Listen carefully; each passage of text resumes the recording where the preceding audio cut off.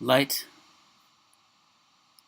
flows our war of mocking words, and yet, behold, with tears mine eyes are wet. I feel a nameless sadness o'er me roll. Yes, we know that we can jest. We know that we can smile. But there's a something in this breast to which thy light words bring no rest, and thy gay smiles no anodyne.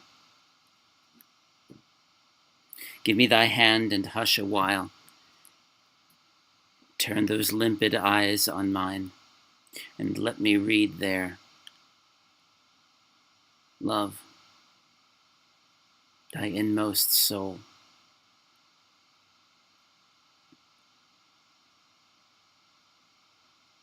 Alas, is even love too weak to unlock the heart and let it speak? Are even lovers powerless to reveal to one another what indeed they feel?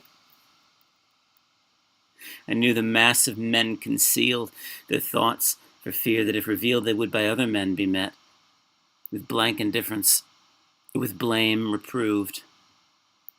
I knew they lived and moved, tricked in disguises, alien to the rest of men and alien to themselves. And yet,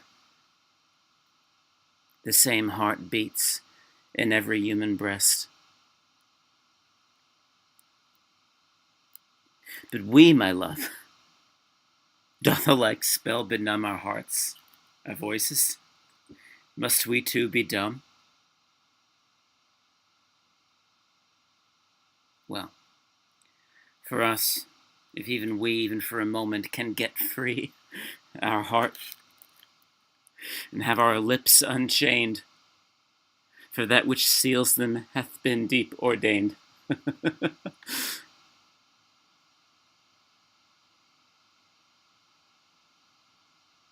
Fate, which foresaw how frivolous a baby man would be, by what distractions he would be possessed, how he would bore himself in every strife, and well nigh change his own identity, that it might keep from his capricious play his genuine self and force him to obey, even in his own, despite his being's law, bade through the deep recesses of our breast, the unregarded river of our life pursue with indiscernible flow its way.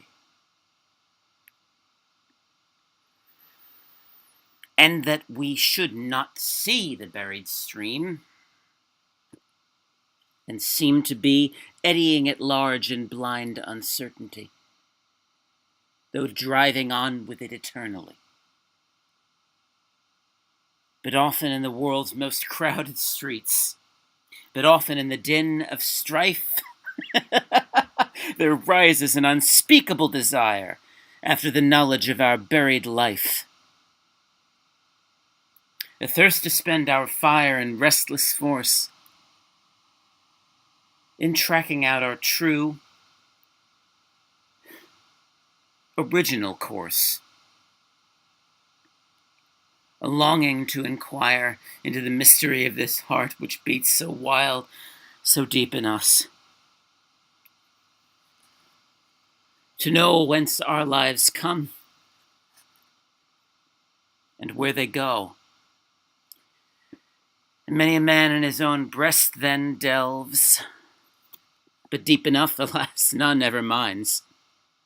And we have been on many thousand lines, and we have shown on each spirit and power, and hardly have we, for one little hour, been on our own line, have we been ourselves. Hardly had skill to utter one of all the nameless feelings that course through our breast, but they course on forever unexpressed.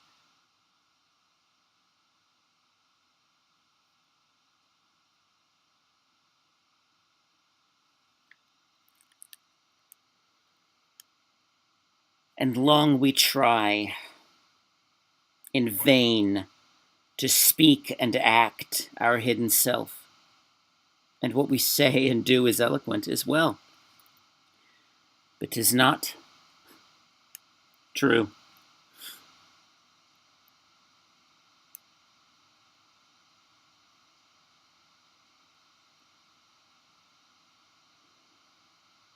And then we will no more be racked with inward striving, and demand of all the thousand nothings of the hour their stupefying power. Ah, yes, and they benumb us at our call.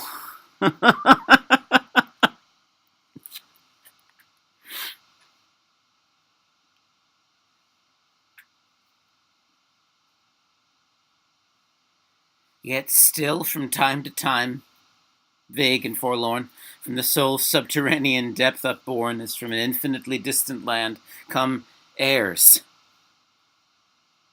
floating echoes, and convey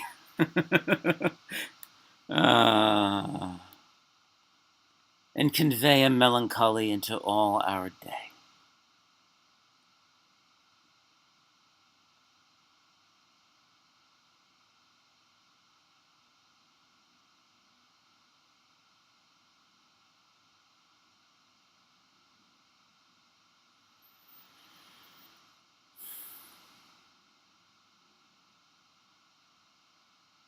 Only, but this is rare, when a beloved hand is laid in ours, when, jaded with the rush and glare of the interminable hours, our eyes can in another's eyes read clear. When our world-deafened ear is by the tones of a loved voice caressed. A bolt is shot back somewhere in our breast, and a lost pulse of feeling stirs again.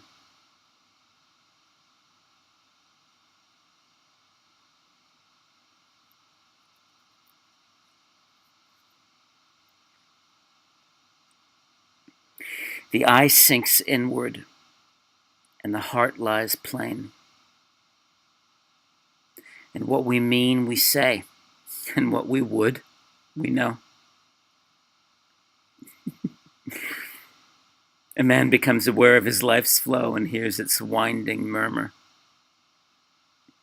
And he sees the meadows where it glides, the sun, the breeze.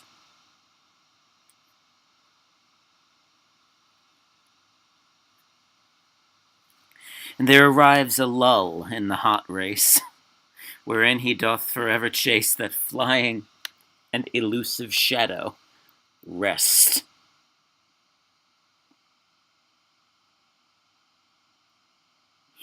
An air of coolness plays upon his face,